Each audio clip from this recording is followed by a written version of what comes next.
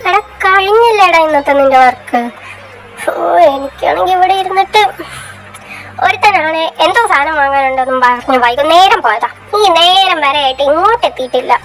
നീ എങ്കിലും ഒന്ന് വാടാ, എനിക്ക് ബോറടിക്കുന്നടാ. അവനെ വിളിച്ചിട്ടാണെങ്കിൽ ദേ വരുന്നു എന്നും പറഞ്ഞുകൊണ്ട് കളിക്കല്ലാതെ ഈ നേരം വരെ എത്തിയിട്ടില്ല. നീ വാടാ പ്ലീസ്. ആടി ഒരു1/2 മണിക്കൂർ കഴിഞ്ഞ് ഞാൻ വർക്ക് കഴിയും. അത് കഴിഞ്ഞ് ഞാൻ അങ്ങോട്ട് എത്തിക്കോളാം. അല്ല നിന്റെ വേദന എങ്ങനെയുണ്ട്? കുറവുണ്ടോ? മെഡിസിൻ വല്ലതും വാങ്ങണോടി? നീ ആ MD-നെ തട്ടിയിട്ട് ഇങ്ങോട്ട് ഇറങ്ങി പോരെ. വയറുവേദന മാസം വരുന്നതല്ലേടാ, എന്ത് ചെയ്യാൻ പറ്റും? പക്ഷെ ഇപ്രാവശ്യം നല്ല വേദനയുണ്ട്. നീ വരുമ്പോഴേ കുറച്ച് ഡാർക്ക് ചോക്ലേറ്റ് വാങ്ങിയിട്ട് വരുമോ? എന്നിട്ട് വേണം ഞാൻ ജോലിയും കോലിയും ഇല്ലാതെ ഇരിക്കാൻ അല്ലേ? നന്നായിരിക്കും ആടി, ഞാൻ വാങ്ങിയിട്ട് വരാം. ആ നീ എന്താടാ അങ്ങനെ ഒരു ടോക്ക്? എടാ നിന്റെ ജോലി പോയി നിന്നെ ഞാൻ നോക്കത്തില്ലേ? നീ വേഗം വരാൻ നോക്ക്. എടാ വില വിളിക്കുന്നുണ്ടേ, ഞാനത് എടുക്കട്ടെ, എന്നാൽ ഞാൻ തിരിച്ചു വിളിക്കാം. ഓക്കെ ആടി ഓക്കെ. ഹലോ എന്റെ പൊന്നുമില്ല, നീ ഇത് എവിടെ പോയി കിടക്കുക? എത്ര നേരമായി പോയിട്ട്? മില എടാ നീ എന്താ കിടക്കുന്നേ? മില ചേച്ചി അവരെ ഞാൻ കണ്ടു. അതെന്നെ വിളിച്ചിട്ട് അവരെന്നെ സ്റ്റേഡിയത്തിനടുത്തുള്ളൊരു പോസ്റ്റിലേക്ക് കയറ്റി. അവരെ കാണാതെ ഞാനിപ്പോ വിളിക്കുന്നത്. ചേച്ചി പെട്ടെന്ന് വാ. ഞാൻ പറയുന്ന കേക്ക്, നീ പേടിക്കാതെ, ഞാൻ എപ്പ വരാം. പിന്നെ ഞാൻ വരുന്നവരെ നീ അവരുടെ കണ്ണിൽ പെടാതെ എങ്ങനെങ്കിലും ഒളിച്ചിരിക്കും. ഓക്കെ ഓ പിക്കത്ത് കോളാരോ ഒരു കാലത്ത് വിളിച്ച ഫോൺ എടുത്തിട്ട് ആരോ ഫോൺ എടുക്കടാ. ദീക്ഷ ഹലോ ചേച്ചി എവിടാ? ഡ്രൈവിംഗിലാണോ? കാറ്റടിക്കുന്നുണ്ടല്ലോ. വേദന ഇപ്പൊ എങ്ങനെയുണ്ട്? മോളെ മില എന്നെ വിളിച്ചിരുന്നു. അവൻ അന്ന് അറ്റാക്ക് ചെയ്യാൻ ശ്രമിച്ച അതേ ആൾക്കാർ എന്നെ അവനെ അറ്റാക്ക് ചെയ്യാൻ വരിക. അവൻ വിളിച്ചപ്പോ എനിക്ക് സ്ഥലം പറഞ്ഞു തന്നിട്ടുണ്ട്. ഞാൻ അങ്ങോട്ട് പൊക്കോണ്ടിരിക്കുക. ചേച്ചി ഒറ്റയ്ക്കാണോ പോകുന്നേ? അല്ലെങ്കിൽ 24 മണിക്കൂറും കൂടെ ഒരുത്തം കാണുമല്ലോ. എന്റെ അവനില്ലേ കൂടെ? ചേച്ചി ഒറ്റയ്ക്ക് പോവല്ലേ? ദീക്ഷ മോളെ പേടിക്കണ്ട, ഞാൻ ഇവിടെ എത്തി. മില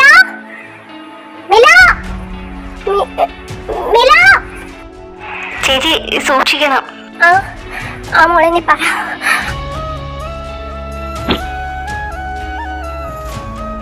ചേച്ചി ഹലോ ചേച്ചി.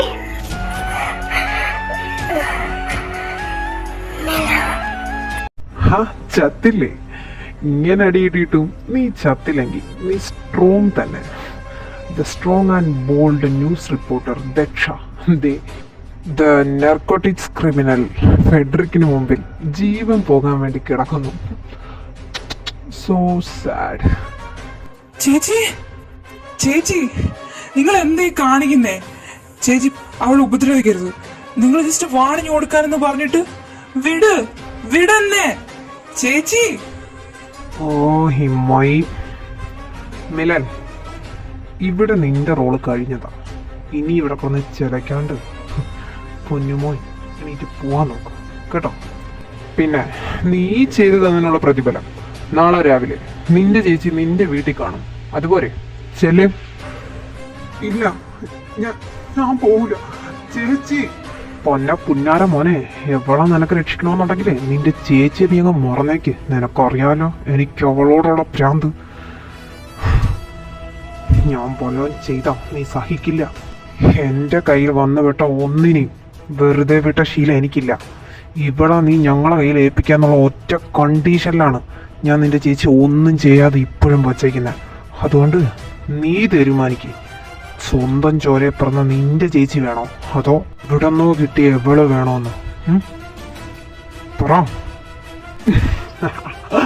ഉത്തരവില്ലല്ലേ? അറിയാം, ഇക്കാര്യത്തിൽ നീ സ്വാർത്ഥനാവും, അതെനിക്കറിയാം. എന്നാ പൊന്നുമോൻ ചെല്ല്, ഞാൻ ഈ ജേർണലിസ്റ്റ് ചേച്ചിയോട് കുറച്ചു നേരം സംസാരിക്കട്ടെ. ചെല്ല്.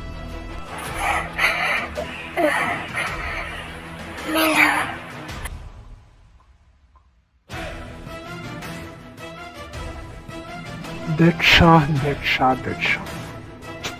നിന്നോട് ഞാൻ പറഞ്ഞതല്ലേ എൻ്റെ നേരെ വരണ്ട, വേരോടെ പിഴുതെറിയുന്നു. പക്ഷെ നീ ഇത് കേട്ടില്ല. നീ ഒന്ന് ആലോചിക്കണമായിരുന്നു.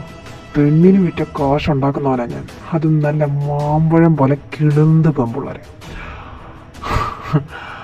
അപ്പോ എനിക്ക് ചുറ്റും എത്ര ആൾക്കാർ കാണും, നീ തന്നെ ഒന്ന് ചിന്തിച്ചു നോക്കും. അങ്ങനെയുള്ള എനിക്ക് നിന്നെ ഭീഷണിപ്പെടുത്താൻ മാത്രമല്ല എന്തും ചെയ്യാൻ പറ്റുമെന്ന് നീ ആലോചിക്കണമായിരുന്നു. പോട്ടെ, എല്ലാം പോട്ടെ.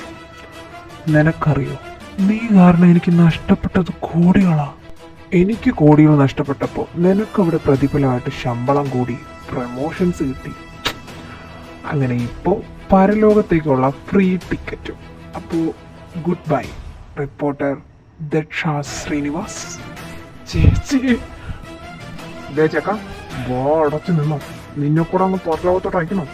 പിന്നെ നിന്റെ ചേച്ചി രക്ഷിക്കാൻ വരുന്ന ആരാന്ന് എനിക്കൊന്ന് കാണണം. അവൻ്റെ ഒരു പിന്നെ ദാ ഇത് നിങ്ങൾക്കുള്ള ടൈമാണ്. Time to enjoy your life. ഞാൻ പറഞ്ഞത് മനസ്സിലായല്ലോ അല്ലേ? എനിക്ക് ലോസ് ആയത് 110 കോടി. ആ 110 കോടിക്കും ഈ കിടക്കുന്നവൾ അനുഭവിക്കണം. എങ്ങനെ മനസ്സിലായല്ലോ അല്ലേ?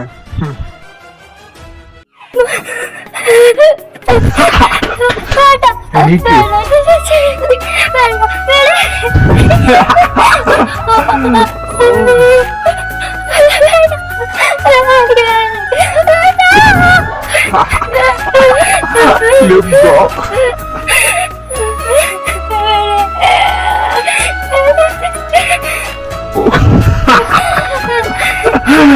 so that she's so hot. Look.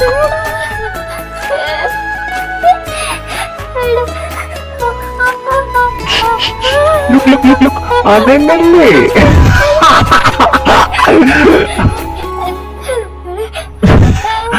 Is this you, Daksha Srinivas? Such a hot lady. Revamari.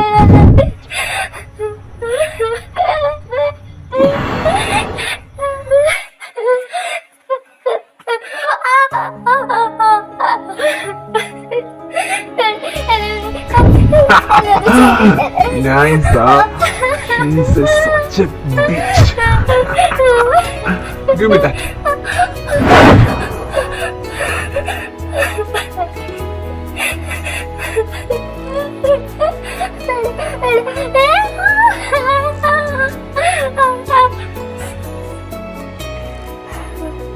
Daksha Srinivas.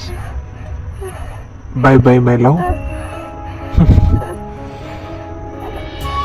All the best for your death.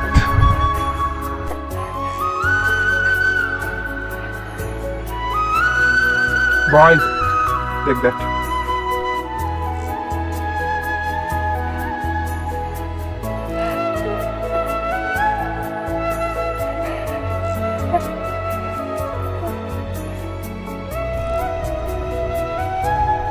Hey!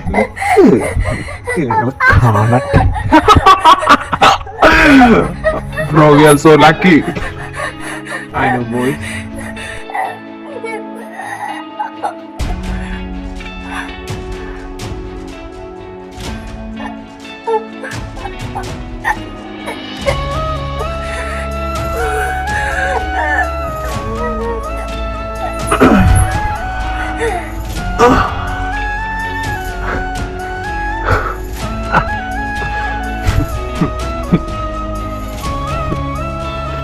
Happy journey, Daksha Srinivas.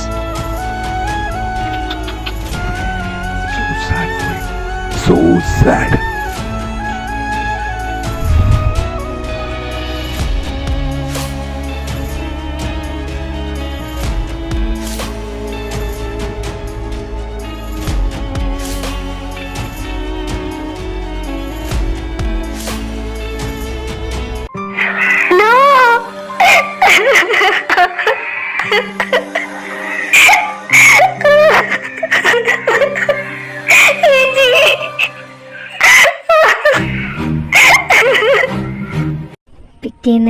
പിറ്റേന്ന് മുംബൈ ഉണർന്നത് ദക്ഷ ശ്രീനിവാസ് എന്ന റിപ്പോർട്ടറുടെ മരണവാർത്ത അറിഞ്ഞായിരുന്നു. ആരോഗ്യന് അവനോട് തന്നെ വെറുപ്പായിരുന്നു. ഇപ്പോൾ വരാമെന്ന് പറഞ്ഞിട്ട് വർക്കിൽ തന്നെ ഇരുന്നതിന്, അവൾ വിളിച്ചപ്പോൾ ഫോൺ എടുക്കാതിരുന്നതിന്, അറിയില്ല എന്തിനൊക്കെയോ. തൻ്റെ കൂടെ തോളി കേട്ട് നടന്നവൻ്റെ തിരോധാനവും, മിലൻ വിളിക്കുന്നു ഞാനിപ്പോൾ തിരിച്ചു വിളിക്കാടാന്ന് പറഞ്ഞ് വെച്ച അവളുടെ ലാസ്റ്റ് ഫോൺ കോളും ഒന്നും അവന് മറക്കാൻ പറ്റിയില്ല. എല്ലാം വീണ്ടും വീണ്ടും അവൻ്റെ മനസ്സിലോട്ട് വന്നുകൊണ്ടേയിരുന്നു. അവൾക്ക് വേണ്ടി വാങ്ങിച്ച ചോക്ലേറ്റ് മാത്രമായി അവൻ്റെ കൂടെ ബാക്കി. പതിയെ മാസങ്ങളൊക്കെ കടന്നുപോയി. എല്ലാവരും അതുമായിട്ട് പൊരുത്തപ്പെടാൻ തുടങ്ങി, അവരുമായിട്ട് അടുത്തവരൊഴികെ.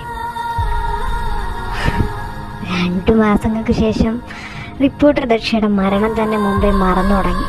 എന്നാൽ ചില ഹൃദയങ്ങളിൽ ദക്ഷ ശ്രീനിവാസ് എന്ന പെൺകുട്ടി എത്ര മരുന്ന് പുരട്ടിയാലും ഉണങ്ങാത്തൊരു മുറിവായിരുന്നു. അതങ്ങനെയാണല്ലേ, ചില ബന്ധങ്ങൾ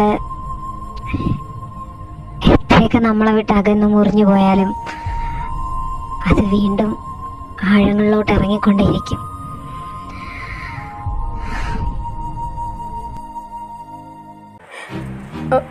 ദീക്ഷ, മോളെ നീ അവനൊന്ന് വിളിക്കൂ.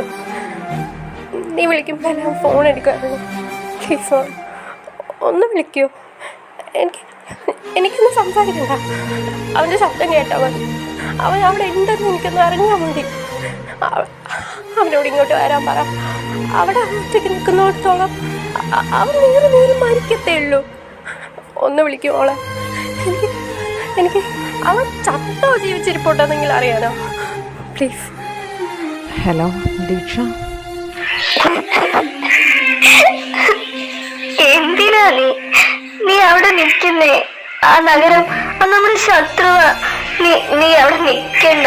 എനിക്ക് വേണം നിന്നെ, എനിക്ക് കാണണം നിന്നെ. വാ ഇങ്ങോട്ട്. ദീക്ഷ കരയല്ലേ പ്ലീസ്. എനിക്ക് ഉത്തരം കിട്ടാത്ത ചോദ്യത്തിൻ്റെ ഉത്തരം വേണം.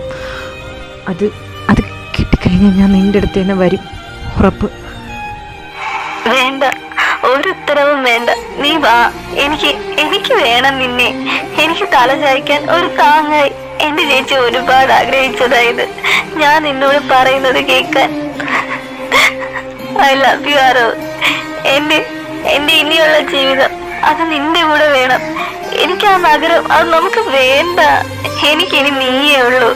ആരോ പ്ലീസ് എന്റെ അടുത്തേക്ക് ഒന്ന് വന്നൂടെ നിനക്ക്? ദീക്ഷ, ഈ വാക്കുകളൊക്കെ ഞാൻ ഒരുപാട് ആഗ്രഹിച്ചതാണ്. ഒരുപക്ഷെ എന്നെക്കാളേറെ ദീക്ഷ ഞാൻ വരും. ഒരു 2 ദിവസം പ്രോമിസ്, നിന്റെ അടുത്ത് ഞാൻ എത്തിയിരിക്കും. ഇപ്പൊ നീ വേണം എനിക്ക്. ഞാൻ വരും. ഞാൻ കുറച്ച് പണിയിലാണ്, വിളിക്കാം.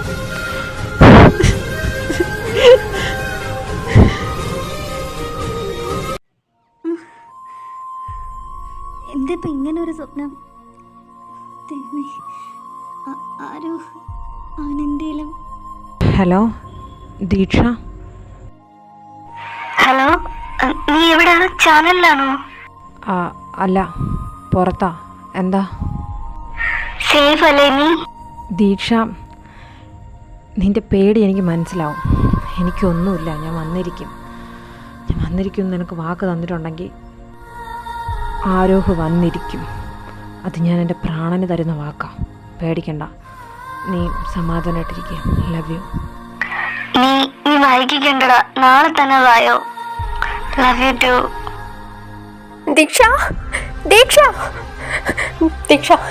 നീ അവനെ വിളിക്കേ. അവൻ ദക്ഷയെ കൊന്ന ആൾക്കാരെ കാണാൻ പോയിക്കാ. അവൻ അവിടെ നിന്ന് എന്തെങ്കിലും ഒപ്പിക്കുന്ന എനിക്ക് അറിയാവുന്നതുകൊണ്ട് ഞാൻ അവിടെ എൻ്റെ ഒരു ഫ്രണ്ടിനെ ഏർപ്പാടാക്കിയിരുന്നു അവനെ നോക്കാൻ. അവനെ വിളിച്ചു പറഞ്ഞു. എനിക്ക് പേടിയാവുന്നു. നീ അവനെ വിളിക്കേ. ദീക്ഷ ഞാൻ അവരെ കണ്ടുപിടിച്ചു. ഞാൻ അവരുള്ള സ്ഥലത്തോട്ട് പോയിക്കൊണ്ടിരിക്കുക.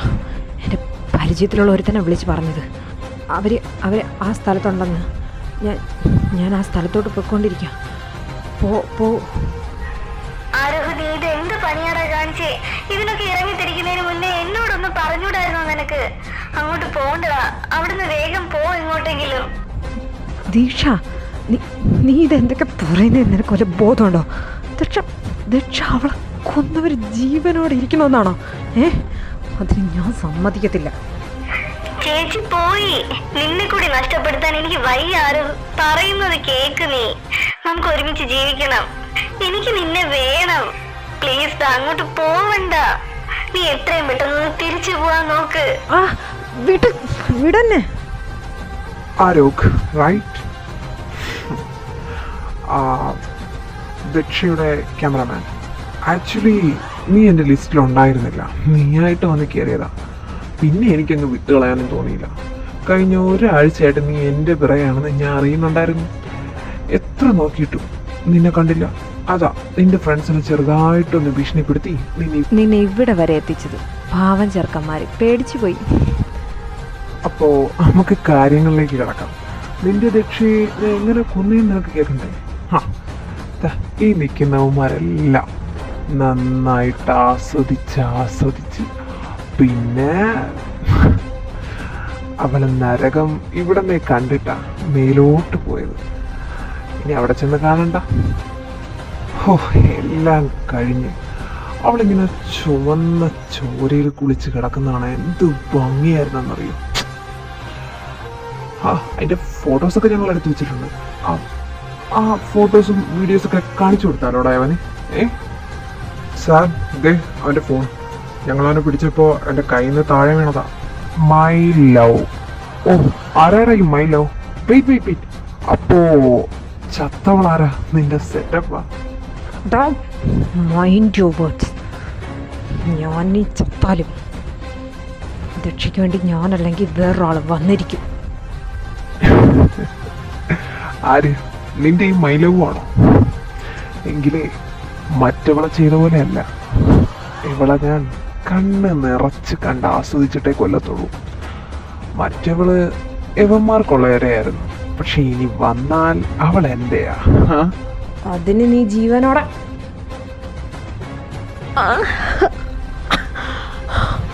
ഞാൻ സംസാരിക്കുമ്പോ ഇടയിൽ കയറുന്നവരെ എനിക്ക് തീരെ ഇഷ്ടമല്ല. അതുമാത്രമല്ല, എന്നെ നശിപ്പിക്കണമെന്ന് ചിന്തിക്കുന്നവരെ പോലും ഞാൻ വെറുതെ വിടില്ല. അപ്പോ മൈലവ് ഈ ഫോണിലുണ്ടല്ലോ അല്ലേ? നിന്റെ ലവ് ചത്തുപോയി എന്റെ മുമ്പിൽ കിടന്ന് പെടയുക.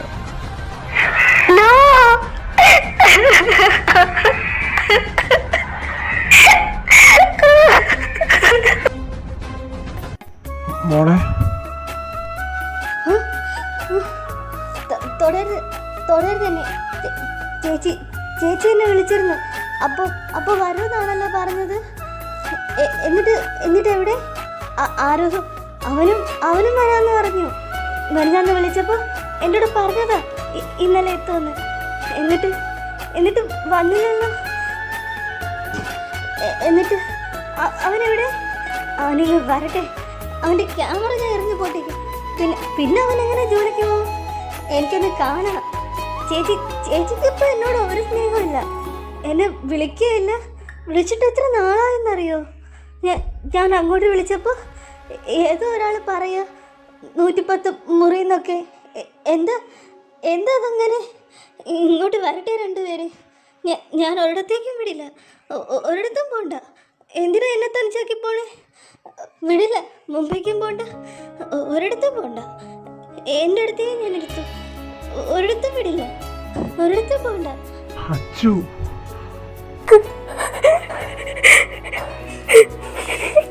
എനിക്ക് വയ്യ ദീക്ഷ അങ്ങനെ കാണാൻ. ശരിയാണ്, അധികേട്ടന് കാണുമ്പോൾ എനിക്കെൻ്റെ കൂടെ പറപ്പോ പോയത്. പക്ഷെ ഇത് രണ്ടും ഒരുമിച്ച് നഷ്ടപ്പെട്ടവളാ ഉള്ളിലെത്ത് കരയുന്നത്, ഭയമുദ്രക്കുന്നത് കാണുന്നത് എനിക്ക് സഹിക്കുന്നില്ല. അപ്പൊ അവളുടെ അവസ്ഥ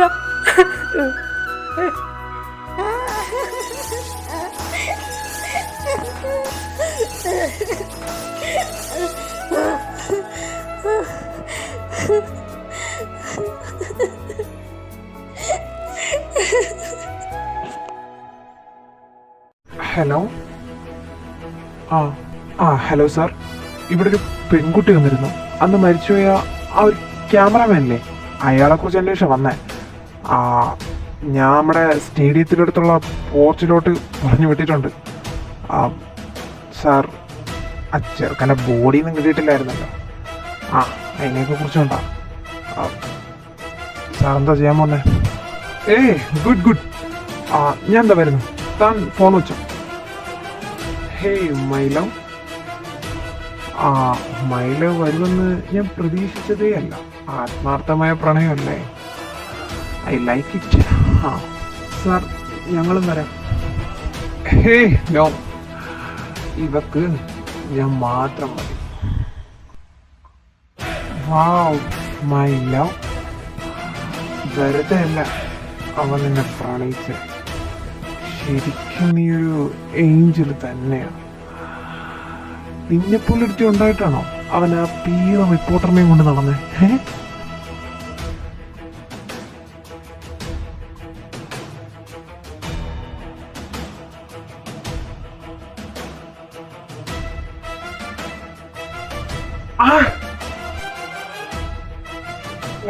ഒഴിച്ചു വിടാനാ.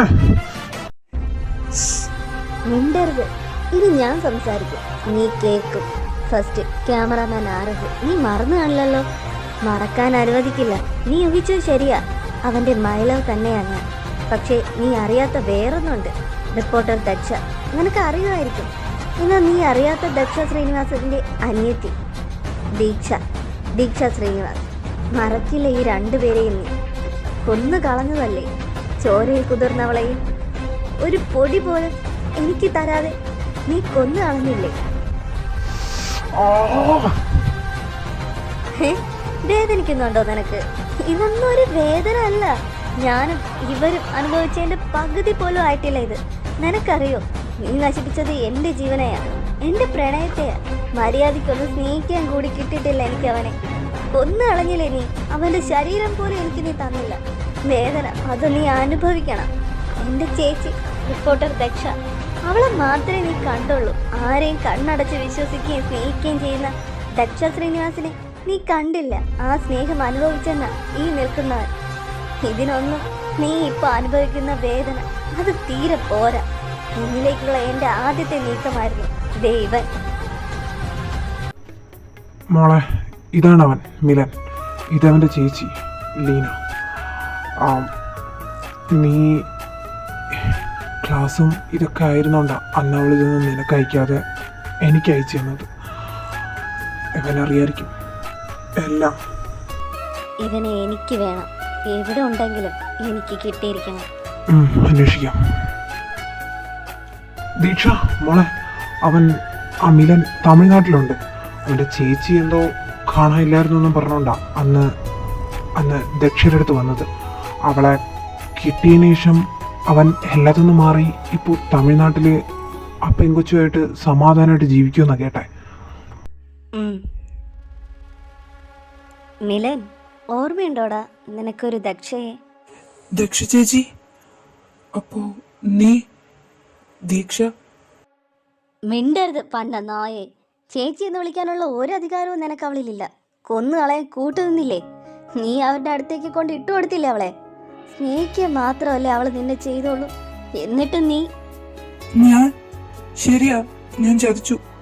പക്ഷെ അവര് ചേച്ചിയെ കൊല്ലുമെന്ന് ഞാൻ കരുതിയില്ല. എന്റെ ലീന ചേച്ചി അവന്റെ അടുത്തായിരുന്നു. എന്റെ ചേച്ചി അവന്റെ കൈ കിട്ടിയ അവൻ അവളെ കടിച്ചു കീറും. കുറെ നാളായി അവൻ അതും വെച്ച് നടക്കുക. അവളെ അതിന്ന് രക്ഷിക്കാനാ ഞാൻ പോയെ. അപ്പോ അവരെനിക്ക് നേരെ വെച്ച് നീട്ടിയ ഒരു ഡീലായിരുന്നു ദക്ഷ ചേച്ചിയെ അവരുടെ അടുത്ത് എത്തിച്ച എന്റെ ചേച്ചിയെ വിട്ടുതരാമെന്ന്. എനിക്കപ്പോ എന്റെ ചേച്ചിയെ രക്ഷിക്കണമെന്ന് മാത്രമേ ഉണ്ടായിരുന്നുള്ളൂ. പക്ഷെ ദക്ഷ ചേച്ചിയെ അടുത്തപ്പോ എന്റെ ചേച്ചിയെ പോലെ തന്നെയാ ദക്ഷ ചേച്ചി എന്ന് എനിക്ക് മനസ്സിലായേ. സ്നേഹിക്കാൻ അറിയാവുന്ന ഒരു പാവം. അവരെന്റെ ചേച്ചിയെ കൊന്നാളെന്ന് ഞാൻ വിചാരിച്ചില്ല. സ്വന്തം ചേച്ചിയെ രക്ഷിക്കാൻ വേണ്ടി നീ ബലി കൊടുത്തത് എന്റെ ചേച്ചിയെ, എന്റെ ജീവിത. പക്ഷെ നിന്നെ ഞാനൊന്നും ചെയ്യില്ല. കാരണം എന്താണെന്നറിയോ? നിനക്കൊരു ചേച്ചിയില്ലേ? അവളെ കാണുമ്പോഴൊക്കെ നിനക്ക് എന്റെ ചേച്ചിയെ ഓർമ്മ വരണം. എന്റെ ചേച്ചിയുടെ ജീവൻ ബലിയർപ്പിച്ച് നീ നേടിയെടുത്തതാണ് നിന്റെ ചേച്ചി. അങ്ങനെ ഓരോ നിമിഷവും നീറി നീറി നീ മരിക്കണം.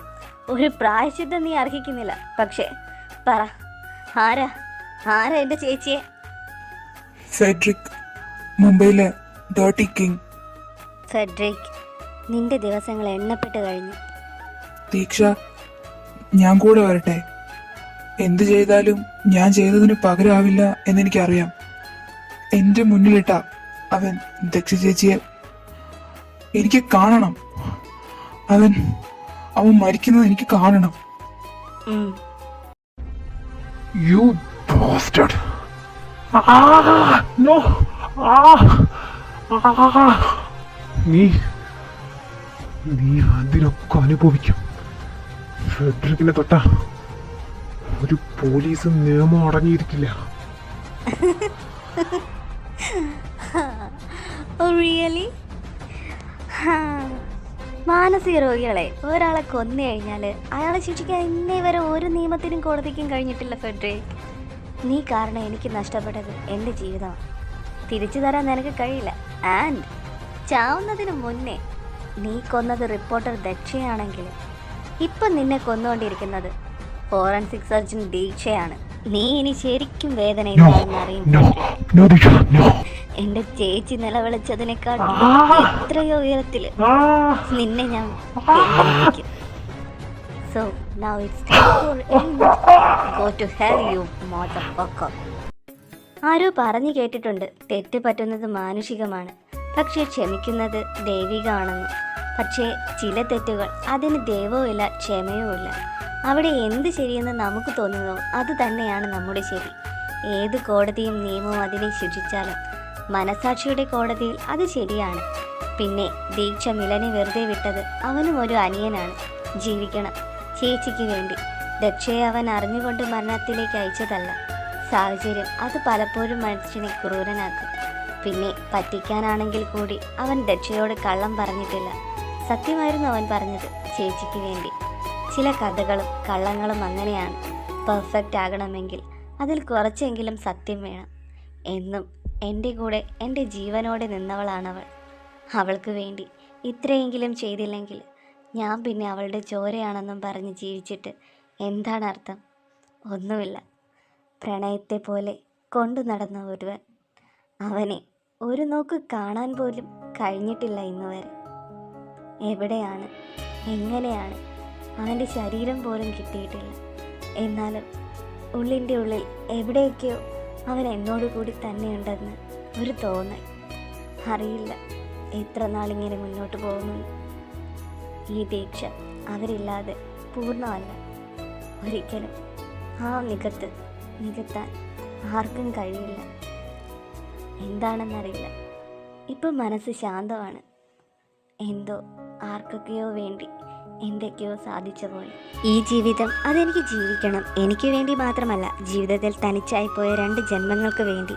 ഒരാൾക്ക് തൻ്റെ പ്രണയത്തെ നഷ്ടപ്പെട്ടപ്പോൾ മറ്റേയാൾക്ക് സ്വന്തം ചോരയാണ് നഷ്ടപ്പെട്ടത്. ഇത് രണ്ടിൻ്റെയും വേദന ഒന്നിച്ചറിഞ്ഞവളാണ് ഞാൻ. തനിച്ചായപ്പോൾ എന്നെ ചേർത്ത് പിടിച്ചവരുടെ തണലായി ഇനിയും ജീവിക്കണം എനിക്ക്. ഇതുവരെ അവൾക്ക് വേണ്ടിയായിരുന്നു എങ്കിൽ ഇനി ഇവർക്ക് വേണ്ടി ഈ ദീക്ഷ ജീവിക്കും. ഡോക്ടർ, ഇപ്പോൾ അയാൾക്ക് എങ്ങനെയുണ്ട്? ആ, നീ വന്നോ? ഇതെവിടെയായിരുന്നു? കഴിഞ്ഞ ഒരാഴ്ചയായിട്ട് ഇങ്ങോട്ട് കണ്ടില്ലല്ലോ. പേടിക്കാനൊന്നുമില്ല, പേടിക്കാനുള്ള സ്റ്റേജൊക്കെ തരണം ചെയ്തിട്ടുണ്ട്. പിന്നെ ലീന, നിനക്കറിയാലോ, നിൻ്റെ ഒറ്റൊരാളുടെ റിസ്കിലാണ്. നിനക്ക് പേര് ഊര് പോലും അറിയാത്ത ഒരാളെ ഞാൻ ഇവിടെ അഡ്മിറ്റ് ചെയ്തേക്കുന്നത്. ഒന്നാമത് കുത്തും വെട്ടുമൊക്കെ. പോലീസ് അങ്ങനെ അറിഞ്ഞാൽ എന്താ ഉണ്ടാവുമെന്ന് ഞാൻ പറയണ്ടല്ലോ. അയാൾക്ക് ബോധം വന്നിട്ടുണ്ടായിരുന്നു. നിന്നെ ഒരാഴ്ചയായിട്ട് ഇങ്ങോട്ട് കാണാത്തണ്ടാ ഞാൻ പിന്നെ അറിയിക്കാൻ പറ്റാതിരുന്നത്. ഏതൊരു പെങ്കുച്ചിന് പേരൊക്കെ പറഞ്ഞ് കിടന്ന് അലറി വിളിക്കുന്നുണ്ടായിരുന്നു.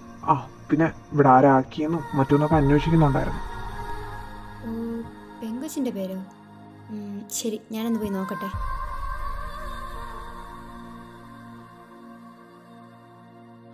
താൻ എഴുന്നേറ്റോ? ഞാനാ തന്നെ ഇങ്ങോട്ട് കൊണ്ടുവന്നേ. ഇയാൾക്ക് ഇപ്പം എങ്ങനെയുണ്ട്? പെയിൻ വല്ലതുണ്ടോ?